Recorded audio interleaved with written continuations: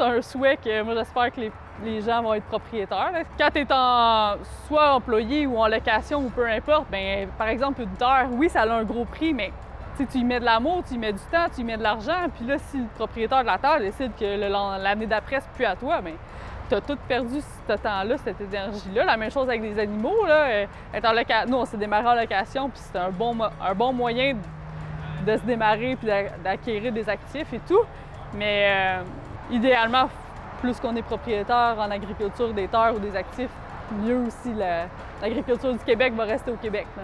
En grande généralité, là, les clients ne connaissent pas comment ça se passe, notre réalité au champ, le nombre d'heures tout court qu'on fait. Puis il y en a encore qui pensent qu'on arrive le 1er mai pour vendre ici au marché à Drummondville, puis avant ça, on est en congé, il ne s'est rien passé. On faisait en moyenne 80 heures sur la ferme laitière par semaine, puis on complétait nos semaines sur notre terre. C'est pas comme dans une shop que tu as 4-5 employés en arrière qui peuvent te remplacer quand on est malade, quand il arrive de quoi. Il faut être là pareil, pas 365 jours par année, mais pas loin. C'est beaucoup d'heures. Puis si la marge de profit reste aussi mince, je sais pas si les jeunes de la prochaine génération vont vouloir faire toutes les heures qu'on a mis.